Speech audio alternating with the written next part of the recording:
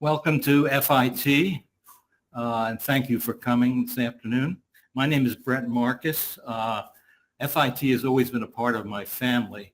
The library downstairs is named after my mother, Gladys Marcus, who was a dean and professor here for many years. So FIT has always been in the Marcus family. Before we get started, and we hope to hear from a lot of you this afternoon, I'd like to just offer some thanks, because without the effort of these people, this memorial would not have been possible. First, I'd like to thank Carmelita Sanchez-Fong, who helped to put this together, their tireless work in getting this room and helping arrange the food and everything else. She was joined by Graznia and Shaniqua, so we have plenty of food and drink for you. But again, thank you, those three people in particular, for making this event happen.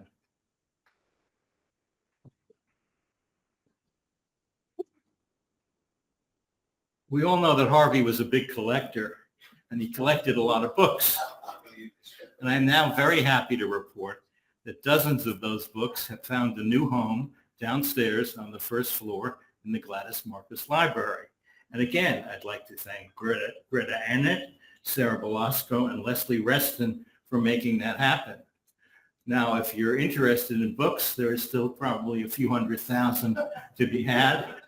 But some of those books are now in the FIT library, and they'll be featured in special collections. So we're very excited about that. Finally, Harvey stipulated in his will that we set up a Harvey Rosenberg scholarship for students traveling abroad. Harvey was a big traveler, and he spent his whole life traveling all over the world. In fact, he used to tell me stories about being an extra in a Fellini movie in Rome. I'm not sure if that's true or not. It's true, okay? Okay, one rumor put to bed. Anyway, we set up a Harvey Rosenberg scholarship, which will give the students each term money to travel abroad and study abroad. We're very excited about that. And I want to thank Liz Manilio and Audrey Tuber for their work in helping set that up. And hopefully it will start in the fall. Again, thank you all for coming. We have a lovely crowd here, and this is going to be a sort of freewheeling affair. This is a painting that was done of Harvey that was hanging in his house upstate, which Marcy Setlow created into a poster. And so that's the young Harvey Rosenberg. Up here in the split screen, you see a variety of pictures of Harvey and friends and people who knew him. So I first met Harvey more than 50 years ago. Marcy Setlow and I had rented our first post-college apartment. It was sort of a battered, broken down penthouse on Manhattan's Upper West Side, now worth millions and millions of dollars, of course. And we had trouble with the furniture. We had purchased this big red L-shaped couch with a fleur-de-lis design on it. It was a lovely piece of furniture, but when we put it in the living room, it looked like the whole apartment would fall off the side of the building.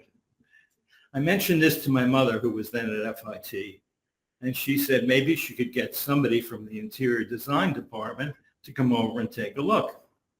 So next thing I knew, a dapper young professor named Harvey Rosenberg from the interior design department showed up. He was wearing a suit and a peaked cap, as I remember, and he had with him a Great Dane.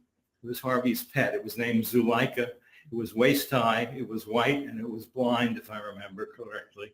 I don't know how Harvey maneuvered this giant animal around the streets of New York, but he did. Harvey pushed the couches away from the wall, so they were floating in the living room, and suddenly our problem was solved. Suddenly our battered little penthouse turned into a lovely, fashionable West Side apartment. So the problem was fixed, and that began our lengthy friendship with Harvey, which continued until his death this summer. Harvey was a true Renaissance man with a curiosity and energy that was boundless. This was reflected, first of all, in his sense of design, his marvelous sense of design. He would combine color, shapes, forms, different historical periods, and create a wonderful eclectic mix. A number of you here in this room have benefited from Harvey's talents, whether you lived in New York City or in Upper Connecticut or in Massachusetts or even in Washington, D.C. and Los Angeles. He also had many interests. They were reflected in his hobbies. I think we'll all agree, any of us who knew Harvey, that he never met an auction he didn't like, especially if that auction featured antiques and books and magazines and posters. All of it ended up in his overstuffed East Side apartment, which is still somewhat overstuffed, and it ended up in his house in Yorktown Heights, I believe, Valencia. It was a converted chapel from the 1800s, and Harvey had taken all the pews out and replaced them with bookshelves, dozens of bookshelves, thousands of books. His enthusiasm was absolutely infectious. He collected Art Nouveau and Art Deco posters, and he got me into it today. I still collect them, so does Marcy, so does Marcy's sister Carrie, and so do a number of other friends who got caught by the bug. And his curiosity was endless. He traveled the world, including his Fellini movie. What he didn't know, he sought out. On his trips to Los Angeles to visit my wife Maureen and I, he would wake up early in the morning and go to museums and galleries I didn't even know existed in Los Angeles, but Harvey was able to find them. And he still made time before we got up to rearrange the furniture in the living room. Some of it took, some of it didn't take, but you always made time to rearrange the couches, put a love seat here, love seat there. So what can I say about a friendship that lasted so long? A friendship in which Harvey and I talked almost every day, almost every week. A friendship that changed both our lives immeasurably. I will miss him terribly.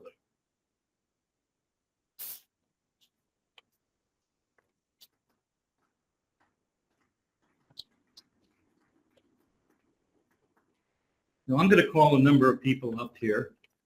Some of you have asked to speak, from family to friends to FIT faculty. So let's get going. If you'd like to speak, don't be shy, raise your hand. Some of you brought some wonderful photographs of Harvey. In fact, I think we have pictures of him at the prom, which was taken maybe a year or two ago. So maybe those of you with pictures could pass them around. But I want to introduce Marcy Setlow up next. Marcy?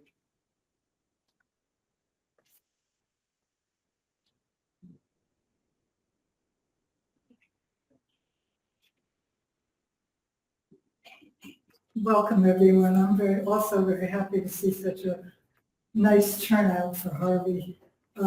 Brett's story, I have the same origin story as Brett does. It is true.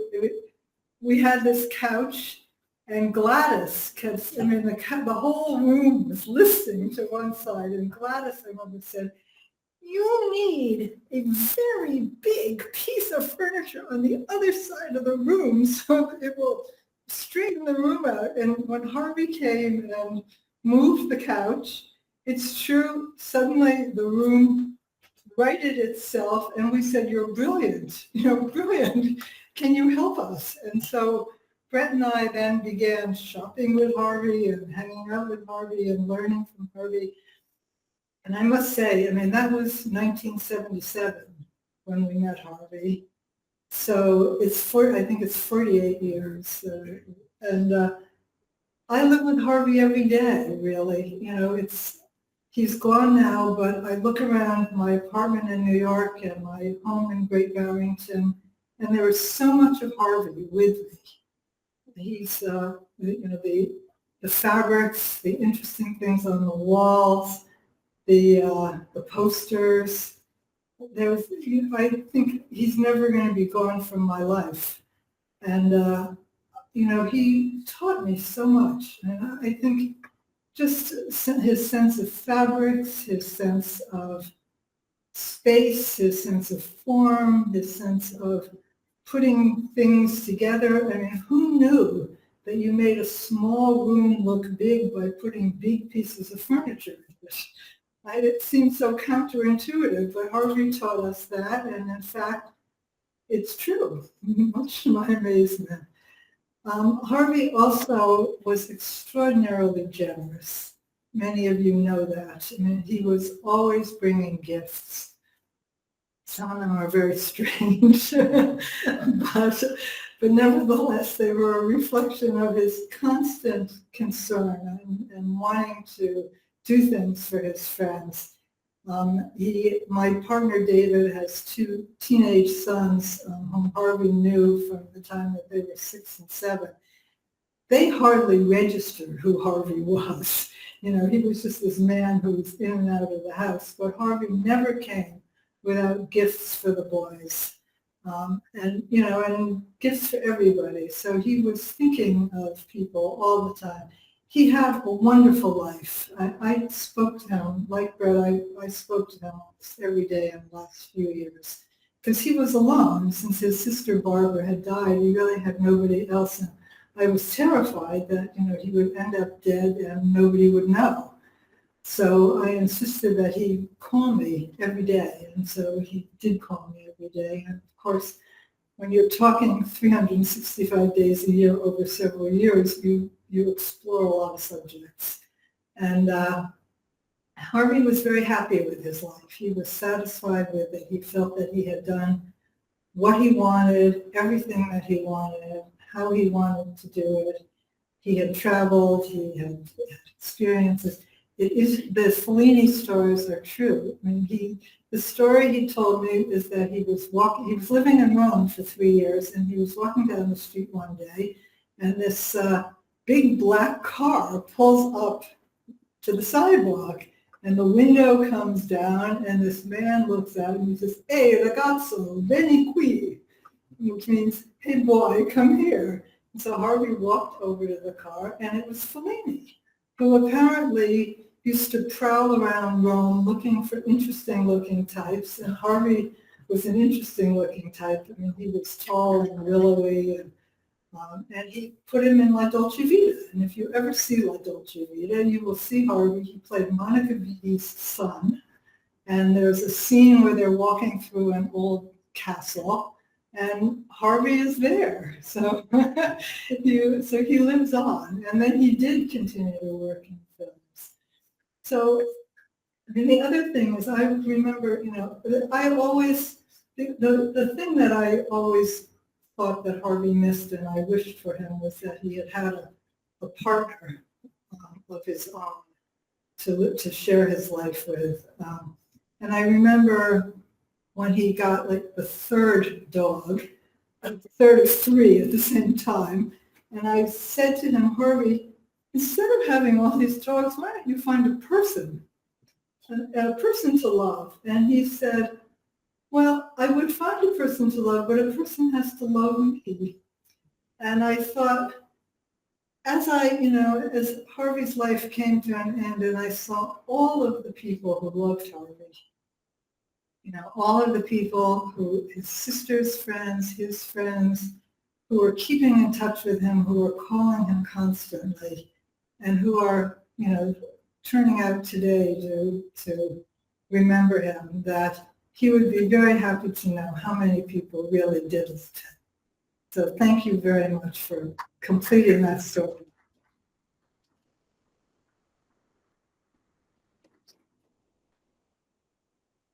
I'd like to have Carmelita that can talk.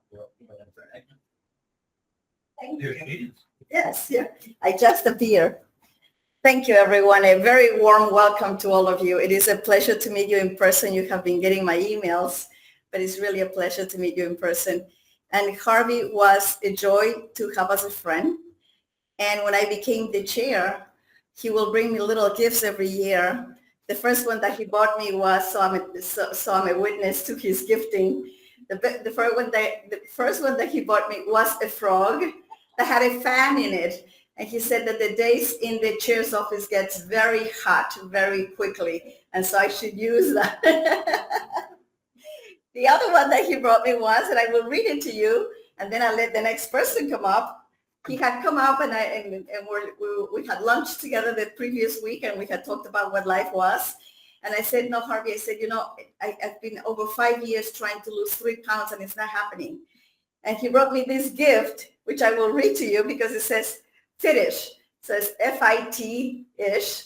And it says it's an adjective. And it's kind of fit, sort of fit, almost fit. Someone who wants to be fit, but also wants to eat all of the foods they like. That is me, and that was Harvey. So I thank you for being here, and it's really a pleasure to have you. And I will ask Phyllis Harbinger to come up.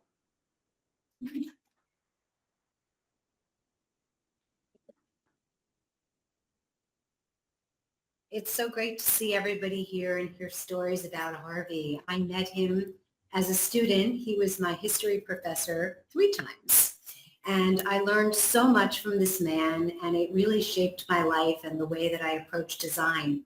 And then when I came back to teach here, Harvey was here again, and he was running a step class to pass the NCIDQ, which is an exam that we take to get certified to be a interior designer.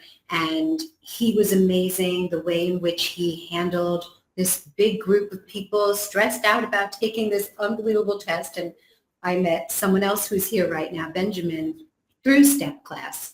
And the gentle way in which he would work with students, old and young. And I was an older student, so it was really special to have someone that really was invested in my education. And when I joined the faculty, he really helped to mentor me as well. So he'll always be very special, and a place in my heart will always be there for Harvey. He was really, really a terrific man. And I would like to ask Boardroom to come up.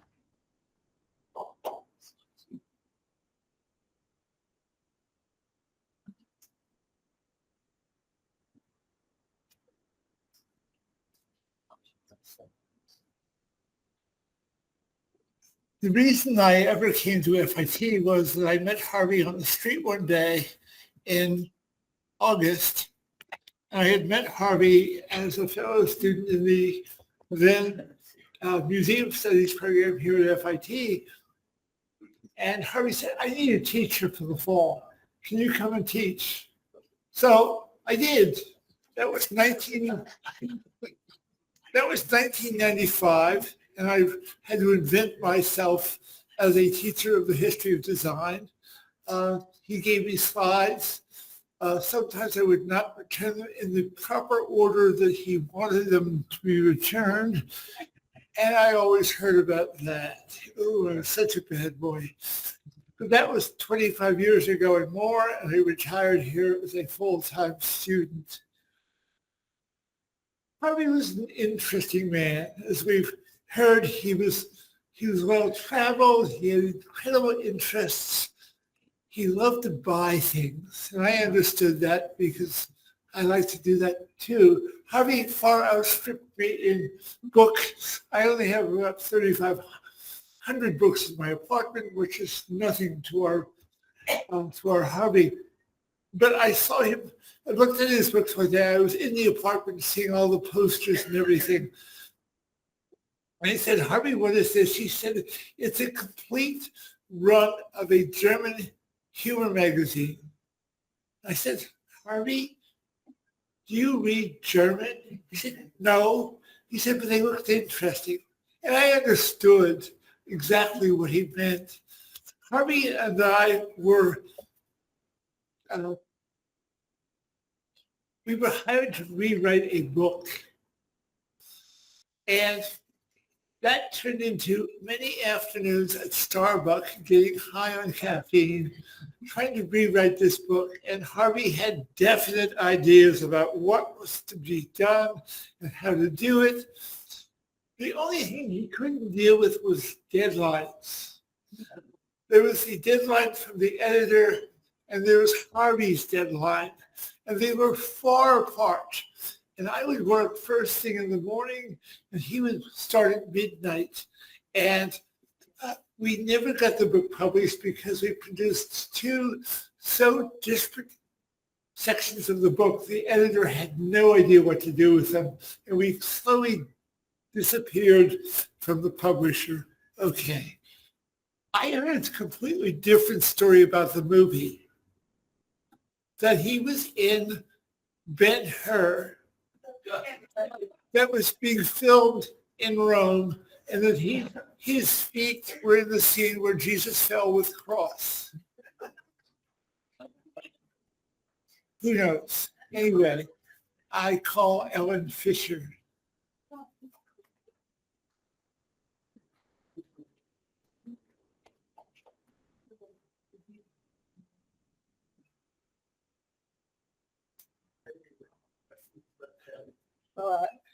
Hi, everybody. So it's really actually an honor to talk about Harvey.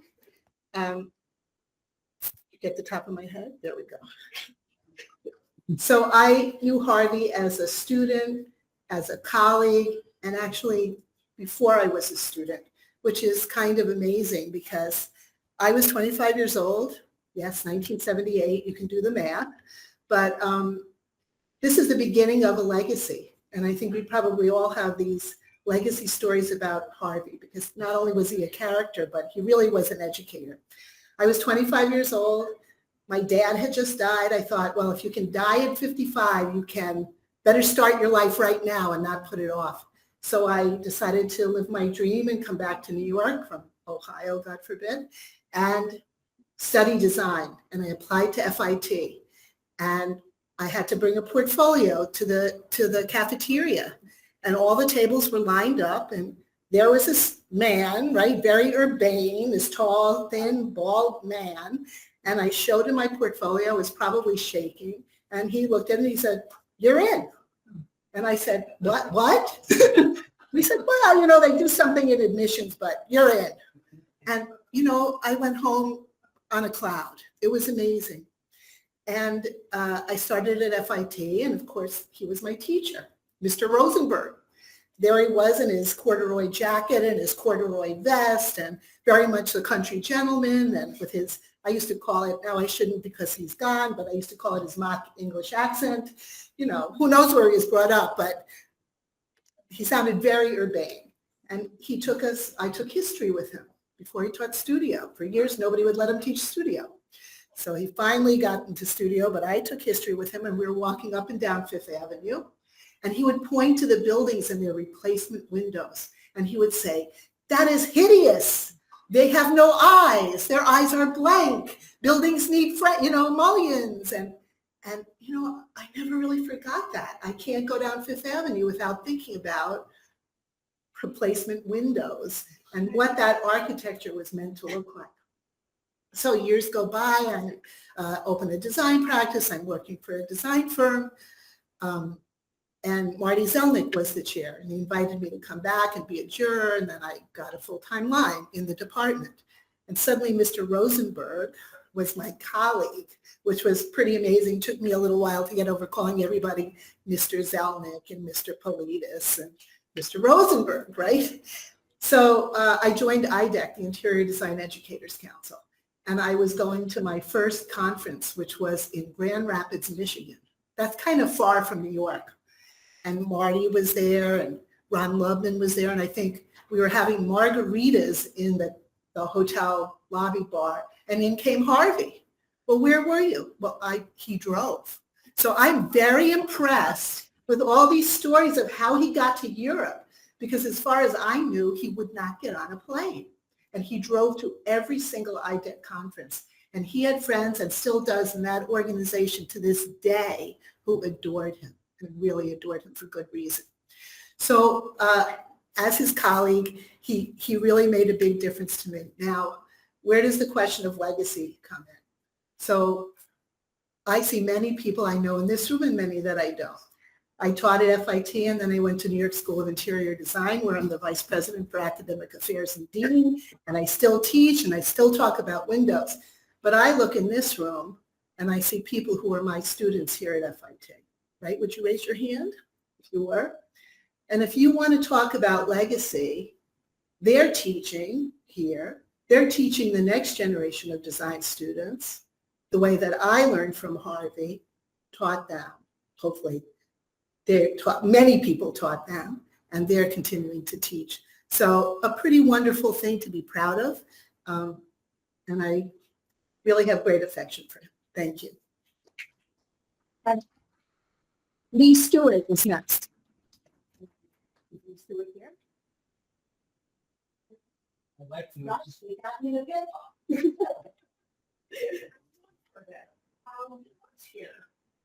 I don't know where he disappeared. Why don't we? No, Yes. yes. Okay, for each minute.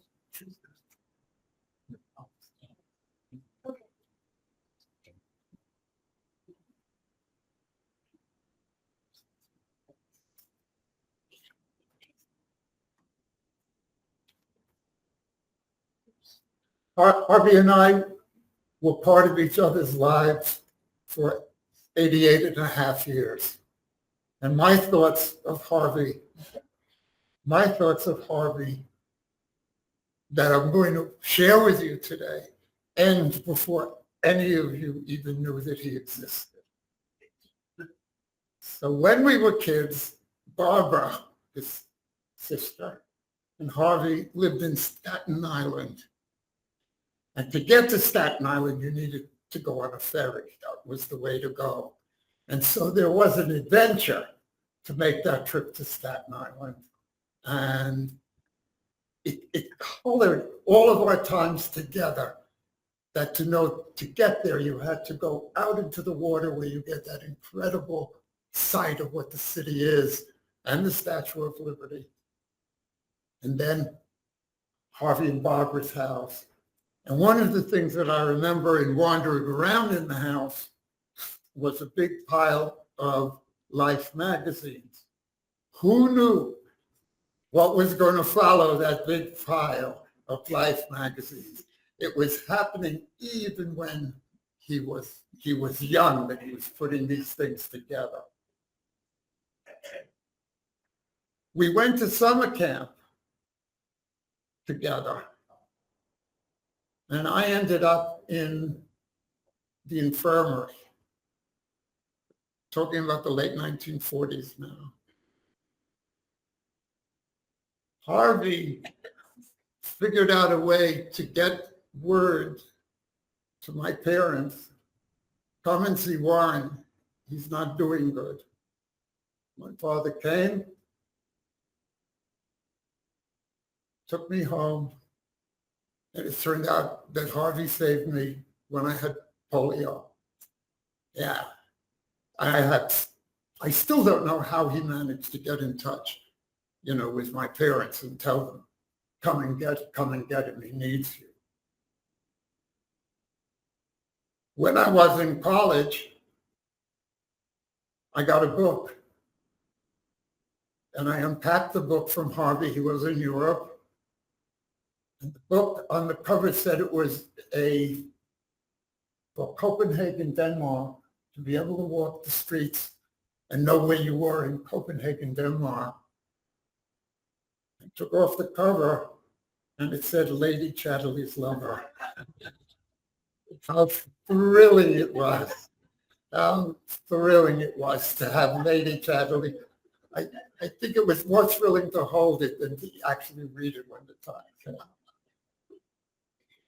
When the time came for me to move into Manhattan, Harvey gave me his apartment that he was moving out of. 233 East 77th Street, a 6th floor walk up, bathtub in the kitchen, toilet in the hall, rent $75 a month.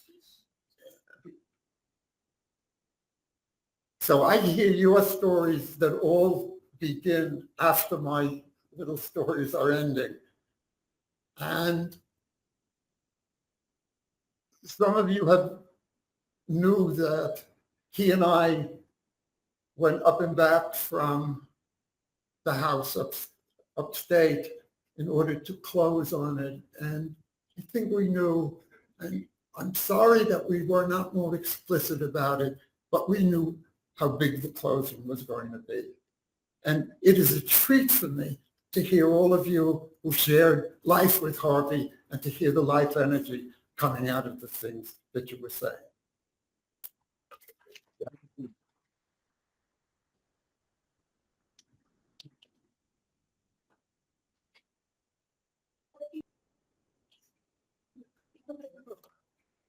My name is Lee Stewart. I teach at FIT. I've been teaching at FIT for about 50 years, just under.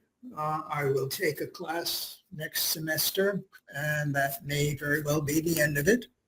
My wife graduated from FIT. She's sitting there. And I teach in the textile surface design department, by the way. I'm using my voice.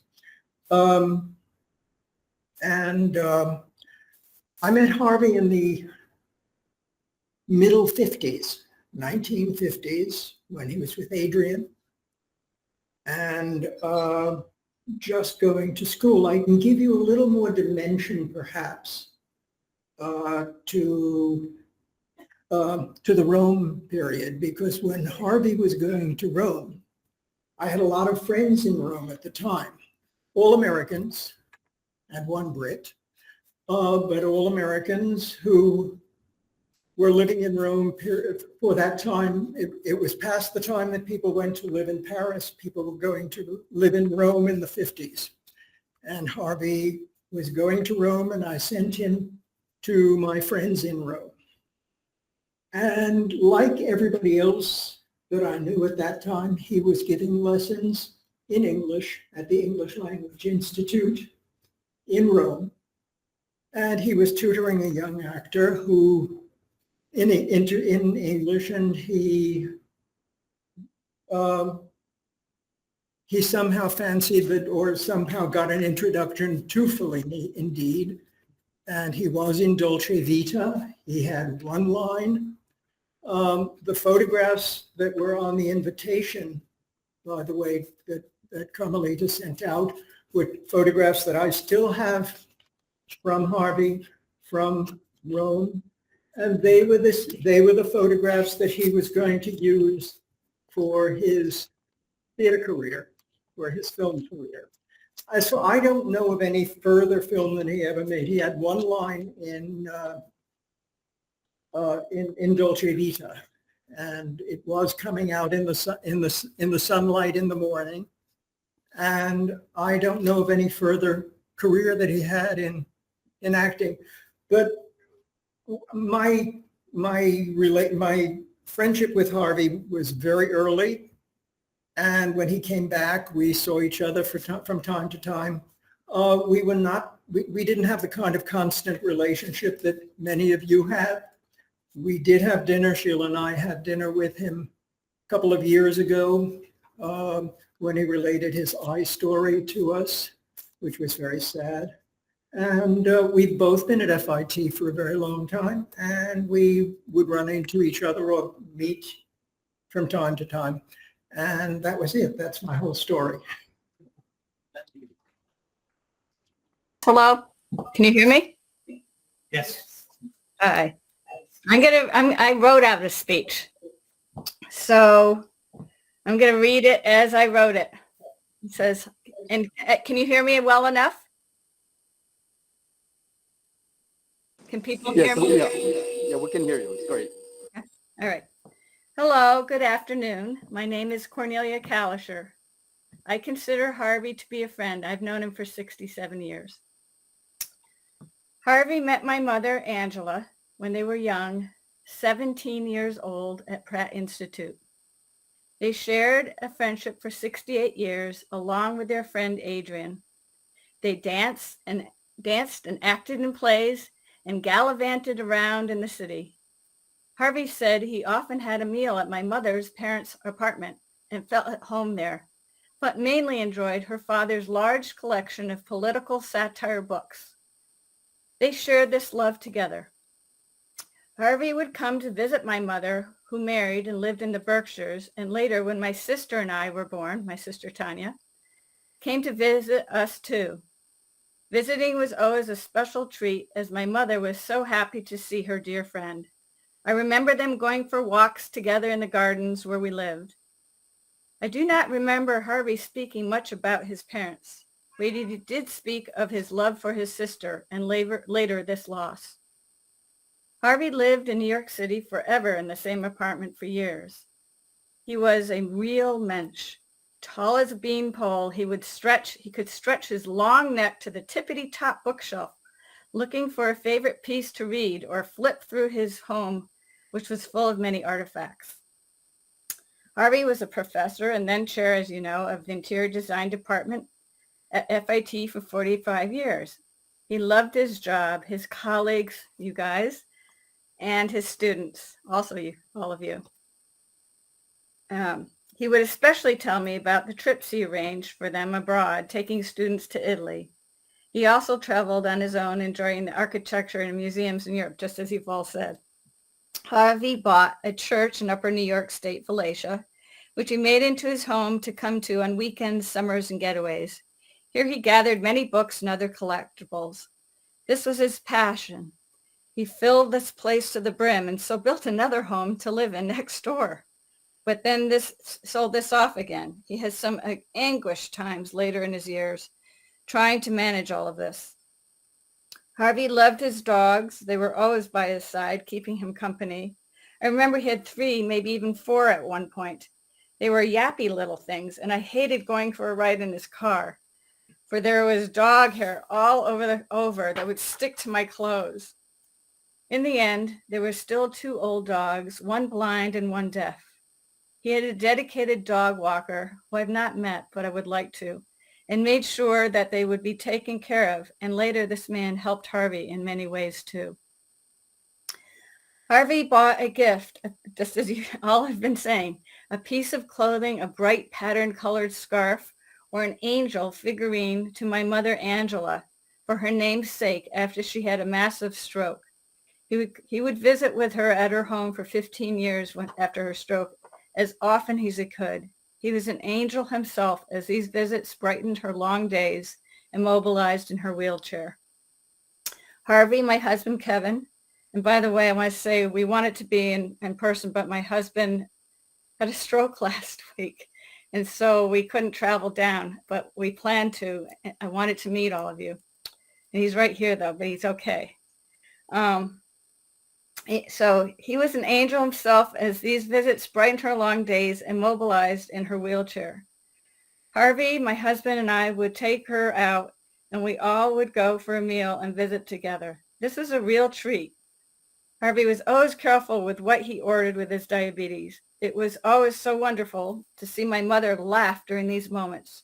She was dressed so elegantly and Harvey so sharply. I imagined them from photos long ago, dressed to the hilt to go to the opera, theater, or art show. Harvey was always stubborn and sometimes could get stern, but this would not last long. As he aged, this at times was even harder to deal with. He had aches and pains, especially in his neck, which he had a brace on for some years. He had pain in his spine, hands, and later his legs and feet. Last summer, he came for care at a rehab nursing home near us in the Berkshires. I would visit with him there in the hospital, which he went to. I enjoyed talking and listening to stories of his work, times with my mother, and his life, all so interesting. I found out a secret after all these years of knowing Harvey. He had a crush earlier on my mother as a youth. I had no idea about this. Other secrets I already knew. When Harvey went back to the city, I was fearful. I wished he could stay at the assisted living nearby here so I could visit and make sure he was okay. But he insisted he wanted to be back at his home. I still called him regularly, as we all did, to stay in touch. I would check in and find out he was not there and worry, only to find that he was at another care facility where he hated the food, as they would forget him and not care where he'd fallen and was at the hospital. I so worried about him. Alas, painfully, he was not able to be on his own. Thank goodness my nephew, Noah, I don't know if he's there, I think he planned to be there, went to visit him at the last of these places. He brought him balloons for his 89th birthday, and in his final days made sure he had a blanket to keep him warm. My last time talking with Harvey on the phone was so short, was so memorable. His mind so sharp would slip now and then. But he told me he loved me, and I told him the same, that I loved him too. I am so glad we had this last moment together, as he soon could no longer speak, and I will cherish the warm memories of Harvey as we all, including you, do. Thank you.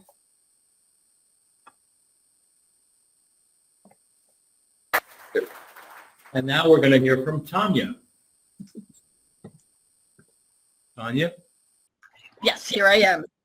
So you might hear a few similar things because we're siblings who knew Harvey, me a little bit shorter because I'm younger. So my name is Tanya Kalischer, the daughter of Harvey's lifelong friend, Angela Kalischer. Every phone call for the past few decades started like this. Hello, it's Harvey. It was a familiar greeting, the lilting voice and positive cheer. He was always checking in with me and asking about my entire family. He was a constant in my life. My mother was an only child, and she took friendships seriously. She had two lifelong friends, Harvey and Adrian, and I relished their visits and stories. They were the link to my mother's childhood and New York life. My mother met Adrian as a small child and went to school with her from elementary school all the way through college when they became friends with Harvey at Pratt. Harvey, Adrian, and my mother were three young, beautiful, curious, and artistic people. They forged a deep bond that lasted until their deaths, and through their friendship, I was gifted with a deep bond to them. Today, I want to talk about the specialness of Harvey. For me, there were two periods of time that I had with him, pre my mom's stroke and after her stroke. Before her stroke 19 years ago, Harvey was the person my mom cherished going to visit in New York, where they would go to museums, see shows, and eat out. He would visit the Berkshires for concerts, meals, theater, going to see every play she produced, every one, over 70 of them. And of course, book shopping. I want to apologize to everyone here for Harvey's obsession with books. He told me he started collecting books at a young age, as his cousin has said, but that my grandfather showed him the delight in finding rare books. Harvey often visited my grandparents in their Park Terrace East apartment, a lovely space that had floor-to-ceiling bookcases filled with books. My grandfather had special collections of German political caricatures. Harvey was mentored by him in his appreciation for books. He was also an architect, and my grandmother was an interior designer. I always loved that he knew and treasured my grandparents. My mother and Harvey shared their obsession with books, but Harvey was the real deal. My mother would occasionally purchase a book while out with him. Harvey, as you know, had such a deep passion for finding interesting books. While they loved the books, they were also burdened by them, and they both purchased houses that could hold their collections. While they were at Pratt, they also acted together. One of my mother's favorite plays to act in and direct was Under Milkwood by Dylan Thomas, and they were both in the play together, as well as many others. Their shared love of the arts nourished their decades-long friendship. When my mother had her stroke in 2006, Harvey was at her bedside within days. His dedication to her and his steadfast friendship was beautiful and showed me the true character of Harvey. He was the only friend who stood by her no matter what. He drove to see her almost every day for the 4 months that she was in the hospital and rehab. He didn't just show up, though, and just like you all, he came bearing gifts every time, a t-shirt, a picture, a piece of jewelry, and later things to eat. When she moved in with my family, he would visit almost every weekend. It was simply incredible. This type of care, the calls, the visits, driving Adrian to visit my mom, taking her to restaurants, concerts, and to museums, helped my mother feel like she was a valuable member of society. He treated her with respect and love. Later, when her speech returned, their real conversations were wonderful to listen to. They would often laugh at crazy memories. I was the direct beneficiary of his care for her. I would sit with them when he visited, listen to his stories of life after college or of the many travels he had taken and was still taking. He was always interested in what my children were doing and thinking and what my husband was researching and teaching. These weren't idle questions. He actually cared about my entire family. He loved my kids. He allowed my older son to live at his apartment the summer he did an internship in the city. He offered my younger son furniture and items from his upstate home for his apartment in Brooklyn. He showered them with gifts, Harvey-esque gifts, wide-banded wristwatches, and Art Deco-style teapots. These gestures were just part of his genuine, generous heart. When my mother passed away, Harvey was not feeling well and missed her memorial. When my older son got married that summer, he missed it because he was ill. He felt so bad to miss these milestones because he cared so deeply about my family. When my mother passed away, we dressed her in one of the shirts he had given her, a t-shirt with an angel on it for Angela. I loved that we were able to send her off with something from him. Over the past few years, as his health declined, we spoke more often. I would check up on him and try to encourage him to get more help. I loved when he moved to the Berkshires for a few months. This meant that I could more easily visit him. I also respected his intense desire to be independent. His move back to New York City was hard for him and for those of us who loved him. I was so grateful that my younger son, Noah, could help him in his apartment and then at the rehab facility. I love that he could be my eyes and ears for what Harvey was needing. Harvey's very full life, the incredible experiences he had, the years of teaching, traveling, railing against the evils of unjust politics, caring for endless friends across the world, and standing tall, so tall, standing up to injustices that has come to an end. I am forever grateful to have been loved by him and to have loved him. One thing I don't miss from those 15 years of weekly visits was his dogs peeing in my house. That, however, was a small price to pay for a lifetime of a loving friendship. Thank you.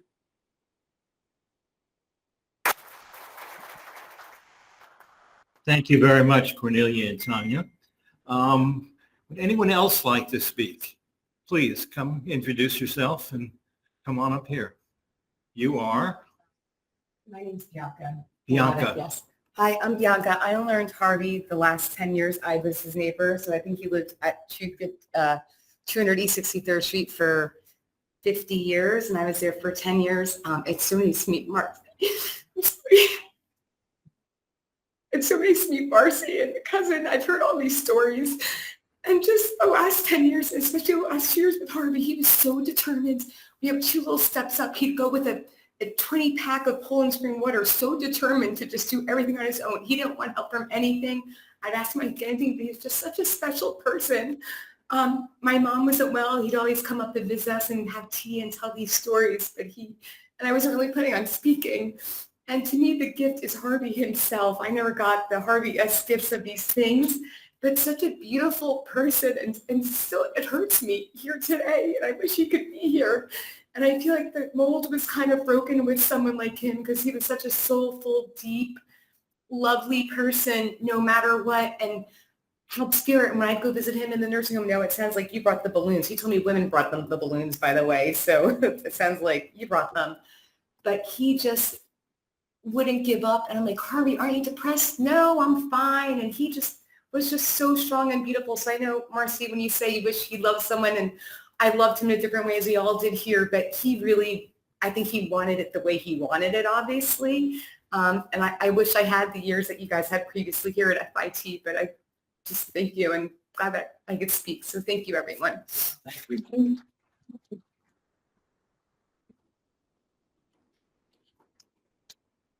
Anyone else like to join us? Come on up and introduce yourself, please.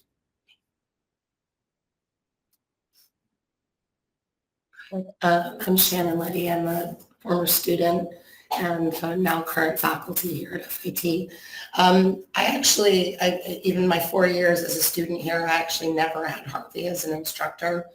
And I used to work at Bloomingdale's in the interior design studio. And one day I was out on the floor and he stopped me and he said, "You look really familiar." I said, "Oh," I said, "Well, I know who you are." I said, "You a teacher at FIT." I was a student. He goes, "Well, how were you never in my class?" And I was like, "I don't know. I didn't choose that." I just could never get over it. But it was very funny because he would come to Bloomingdale's a lot because it was obviously right in the neighborhood, and he would always stop by and ask to see me. And we kind of developed this funny little friendship. And I had told him that I was really looking forward to hopefully one day coming back and teaching. And there began Harvey, I think, really being this amazing champion for a young person like me to become a teacher. And when I started teaching, it's hard to get classes when you were initially getting started as an adjunct. So Takashi, who was the chairperson at the time, asked me if I would do some of the summer pre-college classes. And Harvey was one of the other teachers. And he was so kind and gentle. He gave me like every handout that he possibly had. Some of them I think were up from a mimeograph machine. They were very old, but they had charm. And we would teach across, there was a lot of classes we would teach across the hall from each other. And he had this amazing energy, and he really mentored me in a really beautiful way. And he had so much energy. I mean, I was maybe 29 or 30 at the time. And he's like, okay, we're going to go to the museum. We're going to go to the D&D building. We're going to go. And I'm like, we're going to take high school kids on the subway all the way up to the Met. He goes, yeah, we're going to do all that. And it was like a super hot and sweaty day. And he had so much energy. And I often wondered, I was like, I didn't think even at 29 or 30 that maybe I completely related to 15-year-olds. And I was like, I wonder what they think of him. Like I didn't know. But he was so charming, and they were so charmed by him. He loved when we would do these Met trips, which were so exhausting. Again, I still don't know how he did it, but I wasn't going to say that I wasn't going to go if he was going to go. But he would go. We would do the historical rooms at the Met, and he would tell these amazing little stories. I remember one where he would talk about how people would pick little nits off of people's outfits, and they had these little tiny boxes that they would put them in and stick them in the pocket, and the students had no idea what was going on, but he just was so charming, and I think they were so enamored with him. And we probably taught in pre-college together for, I don't know, maybe about 8 or 10 years. And as I was moving along in the department, he was so wonderful and such a champion of me. He nominated me for an award a few years into my teaching, just because I was in grad school at the time. I couldn't, it's a chancellor's award. If anyone has ever applied for a chancellor's award, you basically need an entire semester to do it. But I always felt so incredibly supported by him. And he would always bring up the fact, he goes, I still don't understand how you never had me as an instructor, but he became my instructor in the way that he lived, in the way that he taught, and his kindness. And collegiality with his colleagues. Yes, he would get angry sometimes and frustrated if people didn't do it his way, but then he would just kind of look at you and tilt his head to the side and then flash this lovely smile. And, I really miss him. I'm sad that in the past couple of years, I didn't keep up with him as much. That's a regret that I have, but I think this is a beautiful thing that we've done for a really extraordinary man. That means a lot to all of us. So.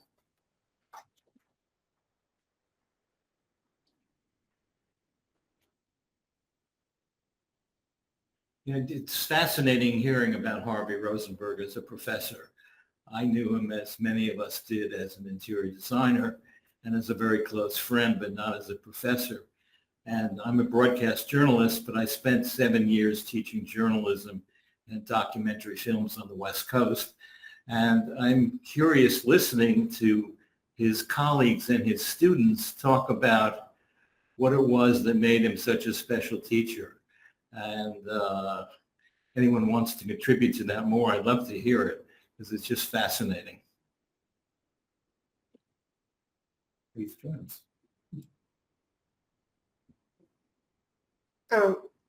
For those who do not know me, I'm Grażyna Piłatowicz. I graduated from FIT Interior Design. I started teaching as an adjunct in 1998, and then in 2007 joined the full-time faculty, and I retired about 3 years ago. I'm going to use this occasion. Our program is 60 years old, over 60 years old, and inevitably over the years, and notably in recent past, we lost several dedicated and dear to our hearts colleagues. The ones that were part of the FIT Interior Design department who are not with us anymore include Julius Panero, Marty Zelnick, two pillars of this program. Andrew Moshinsky, who left us too soon, Larry Israel, Sal Pasalacqua, who left us too soon, Adrian Bordes, and Jack Larry. Those are the ones who I remember. This year we lost Harvey. He was my teacher in 89 and up to 92. I remember in the design studio, he was pushing me always to make more whimsical designs and accessorize. It was never enough of those books on the shelves in the renderings or little creatures somewhere there. And then he was also teaching decorative art history, and he told us never-ending stories and gossips about all the kings and queens and artists and designers. I don't know how he could remember all of that, but it was fascinating. He was a very strong advocate of learning through sketching, and I appreciated that because it really, especially in decorative arts, it helped to understand the principles of different styles, but at the same time, it promoted the freehand drawing, which we kept very dear to us. He was an active professional. He often commented on public perception of interior design and questioned why we have 85% of women as students versus 15 men. He remembered that years ago, when he told his parents he wanted to be an interior designer, his father said, "It is not a profession for a man. It's for sissies." He was an active member of ASID and IDEC, and an active supporter of our licensing process and CIDQ examination, always demanding recognition for the interior design profession as a profession, not a service. Harvey was one of the original leaders and instructors of the ASID STEP workshops, which Phyllis and I and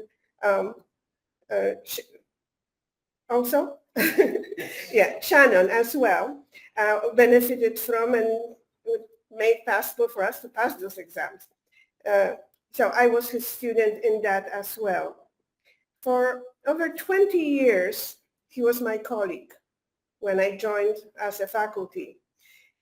He often complained about students at the department, but when I would go and at the final presentations of projects came to his class as a critic, he defended his students wholeheartedly. He wouldn't allow any criticism of his students. We shared office. There was an overflow of stories and stuff. Joseph Lembo and I shared less than half of the office. Harvey's staff filled the rest. So we directly, personally experienced his love of things and books and collecting. I had also a pleasure of visiting Harvey upstate and seeing his chapel. It was full of stuff, as everybody spoke about it. Books, paintings, documents, memorabilia, magazines, and all variety of objects. Rows of bookshelves filled completely entire nave and all the other spaces. His bed was in the apse. We didn't stay too long because there was no place to sit down. He tried to make tea for us, but to make tea, he had to move things out of sink and out of stove. We said, maybe we won't stay that long. I also remember that he really didn't want to retire. He loved teaching. And he stayed and he was teaching until his doctor told him, you have to stop. I will always remember Harvey as a warm, generous man with a wonderful sense of humor who had a rich and fascinating life. That's, I think, all I wanted to say. Thank you.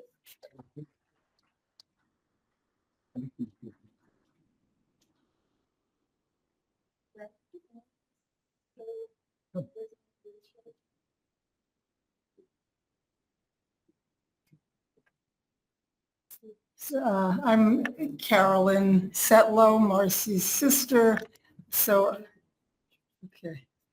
I had the pleasure of getting to know Harvey through Marcy and Brett.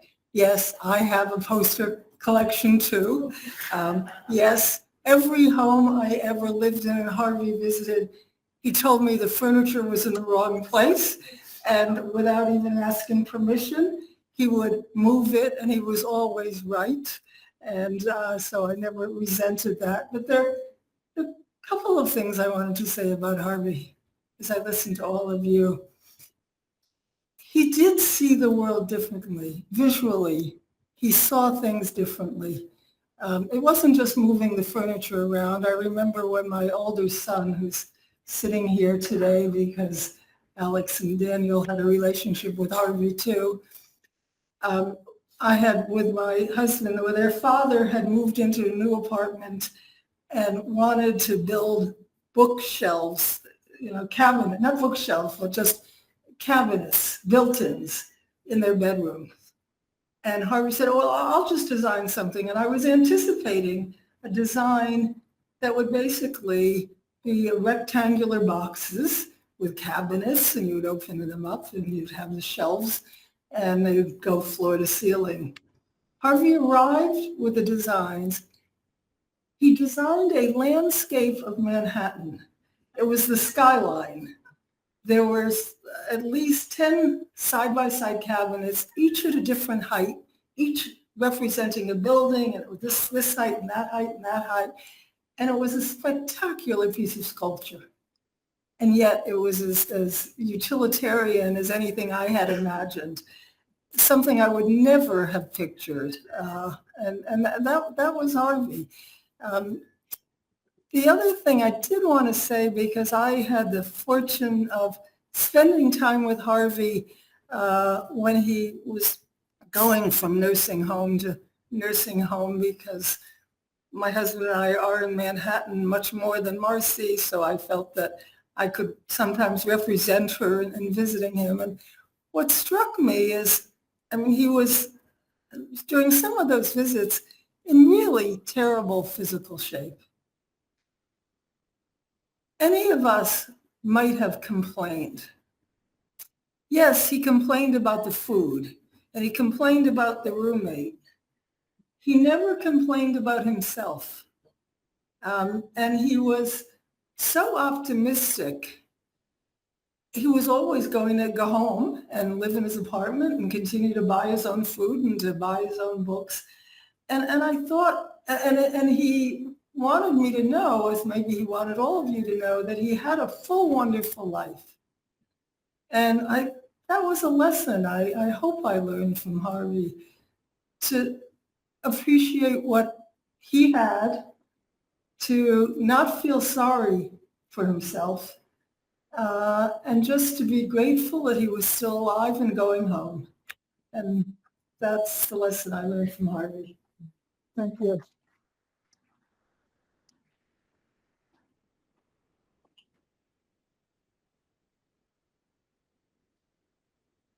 Anyone else like to come up and speak or pass around photographs or artwork or anything else? Come on up. I think you can hear me.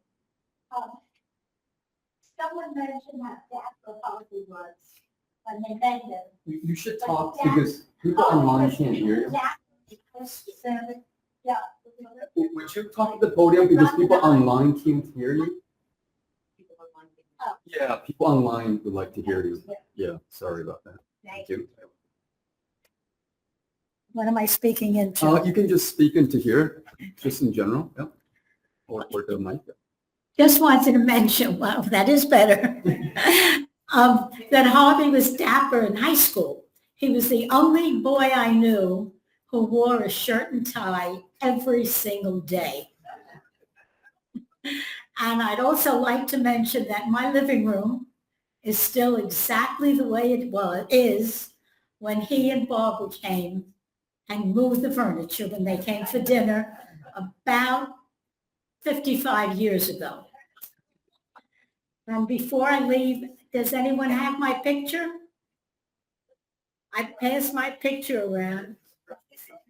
Is it, oh, okay. Thank you. Now I have to get back.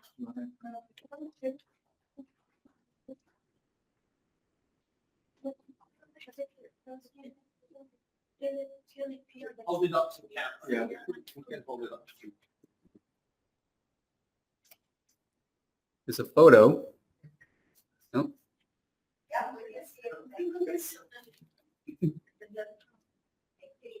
Thank you.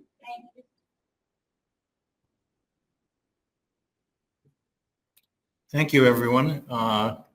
We have more food and we have time here, so if you'd like to stay and socialize, please do. Okay. Thank you very much for coming. It's a lovely memorial, and thanks again to FIT for hosting this.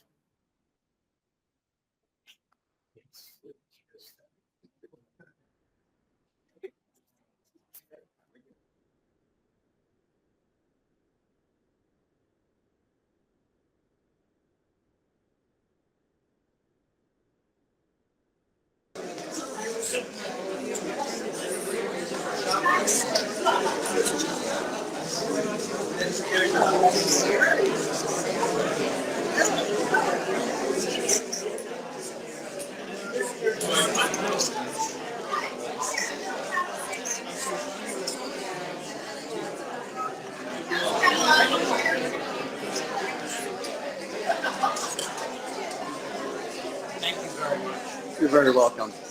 Just gonna take this around and just maybe film everyone.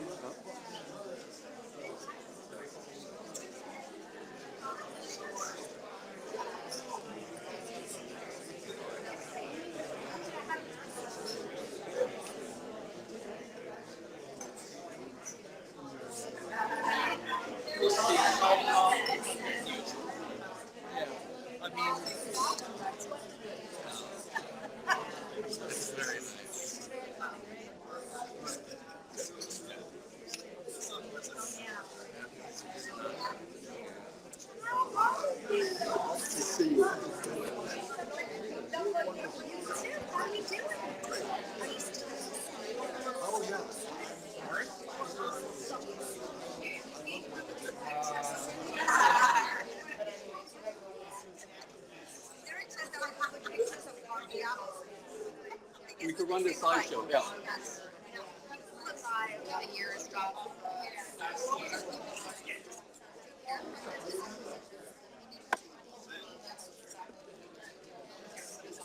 We're gonna run a slideshow.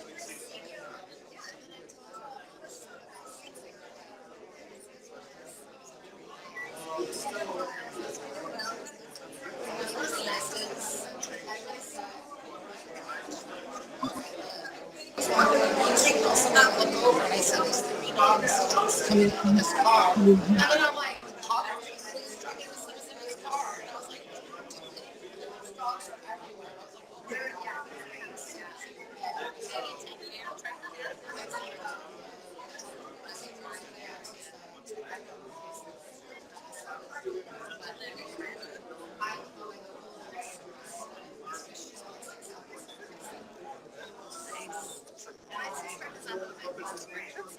yeah, I actually drive to Garrison to take the train because it's like a little bit, it's a little closer and the parking's better.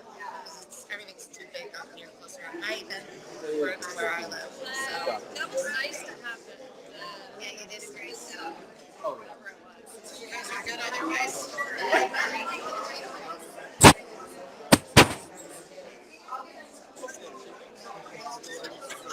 No.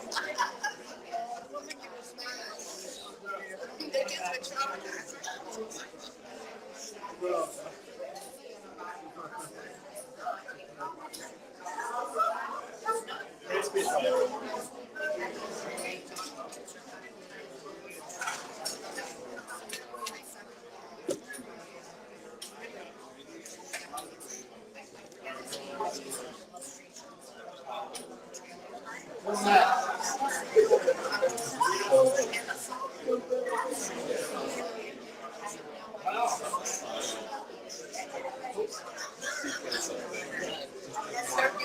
just didn't want to disapprove it. It's very funny.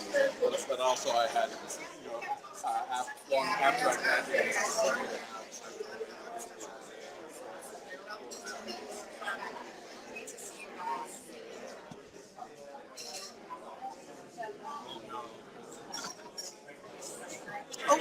Another documentary. It's recorded, so. You want to say something? Or? Just come here.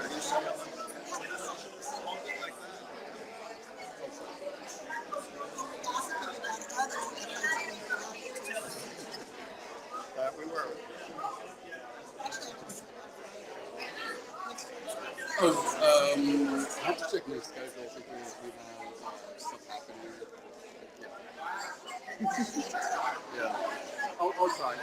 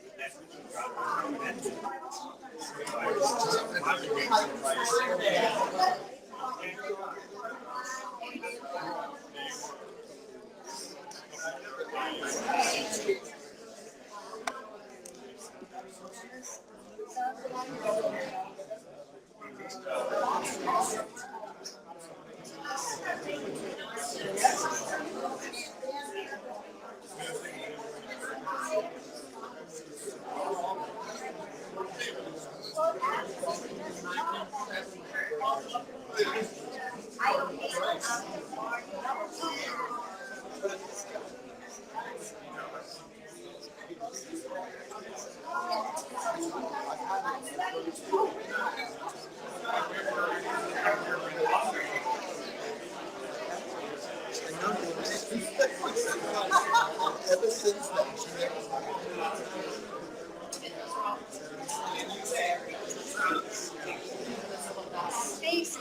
Same thing. Some of the photos.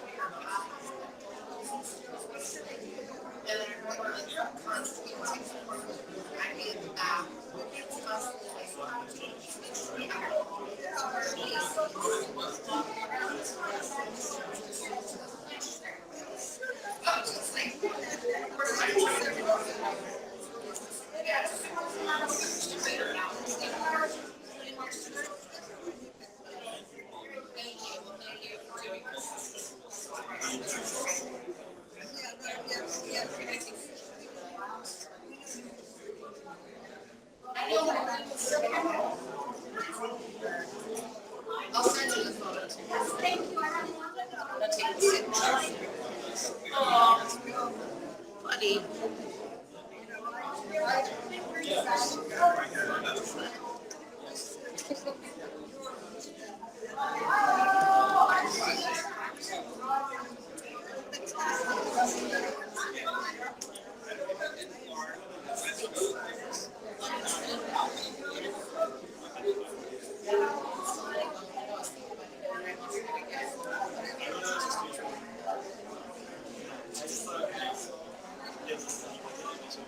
Ethan. Oh, I like that picture of Harvey. Want to see this?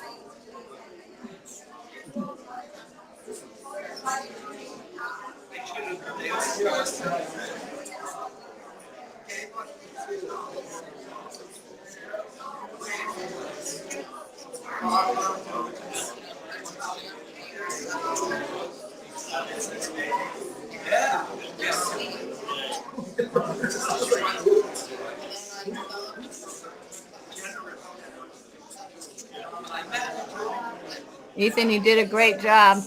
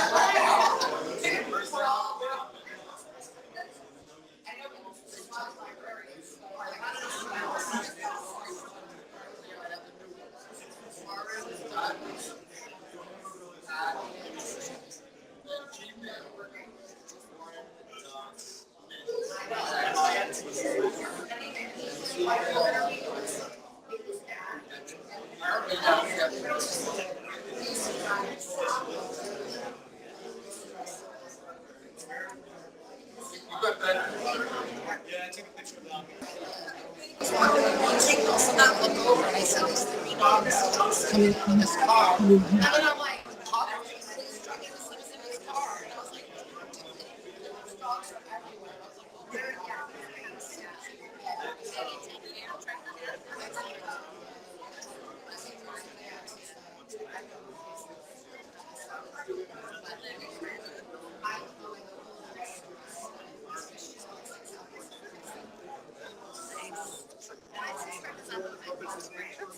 Yeah, I actually drive to Garrison Express, take the train, because it's like a little bit, it's a little closer and the parking's better. Everything's too big up here closer at night than where I live. So. That was nice to have it. Yeah, you did a great job. Whatever it was. You guys are good otherwise.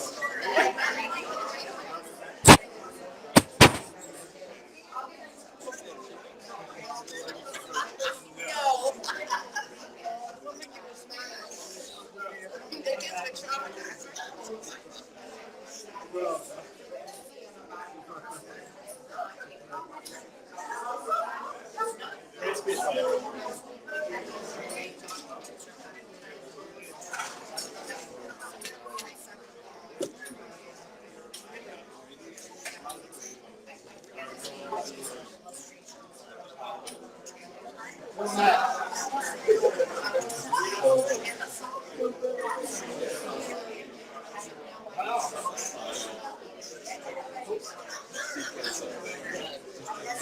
I just didn't want to disapprove. It's very funny.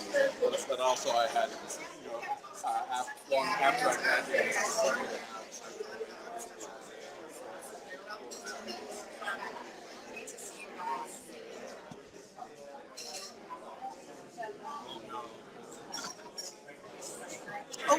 another documentary. It's recorded, so. You want to say something? Or? Just to come here.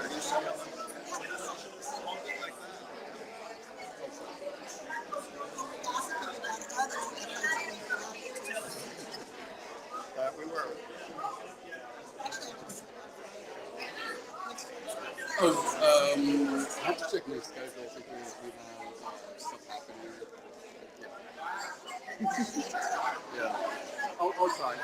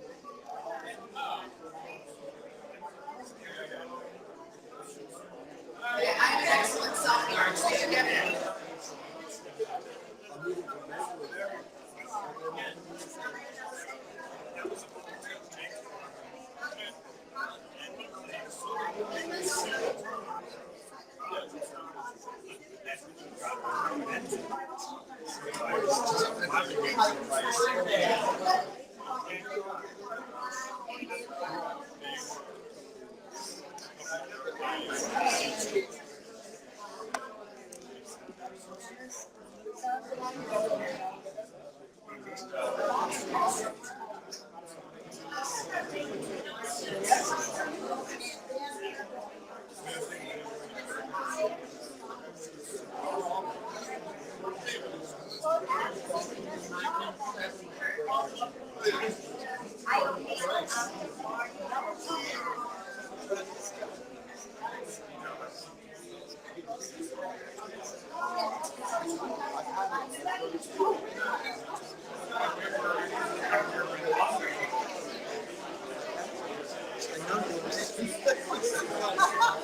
since then,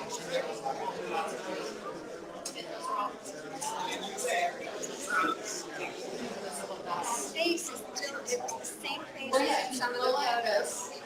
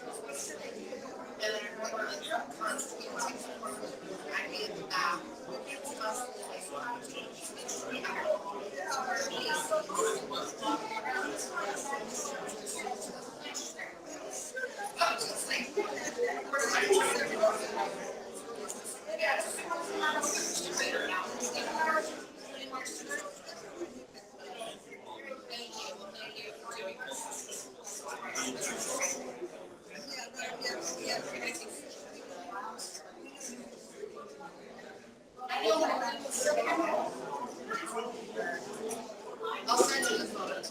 Thank you. Oh, buddy.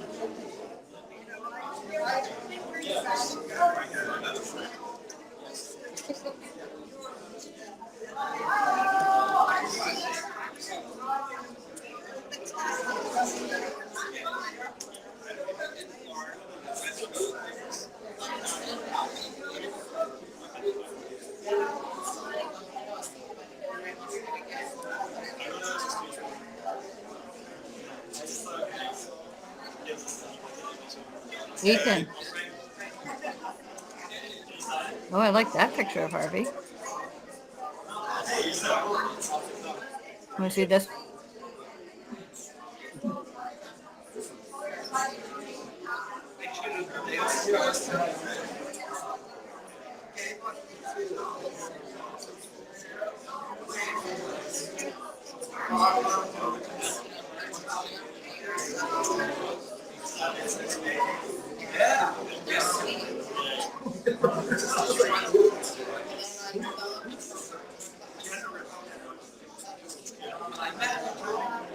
Ethan, you did a great job.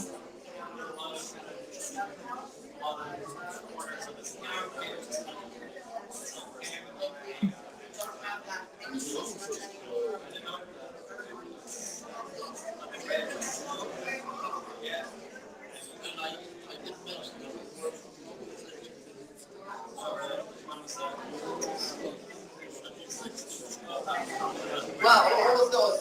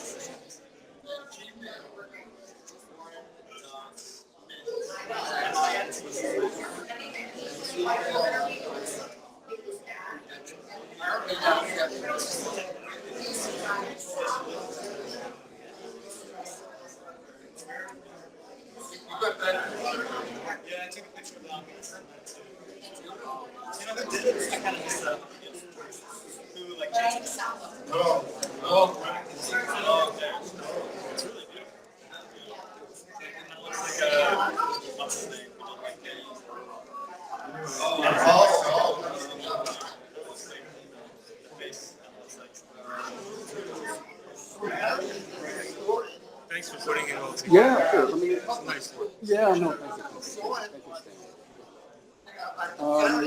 So we're gonna probably end the call. Did you want to still look at the video of the audience, or it's okay? Okay. Well, thank you so much for participating, and I'll send you the recorded video once we process it, just so that for your record. Okay. Great. Sorry, you can't see me. I just realized. Thank you. Thank you for all your help. You did a fantastic job. So welcome. You're so welcome. Seriously, thank you. I really meant to be there in person, but could not come with my husband. Great. I wanted to get some shots of the food so you can see what everyone's eating and go around in the audience. Thank you so much. I really Thanks appreciate for helping with this event and celebrating his life. All right, take care. Bye. Bye. Have a good weekend. Thank you.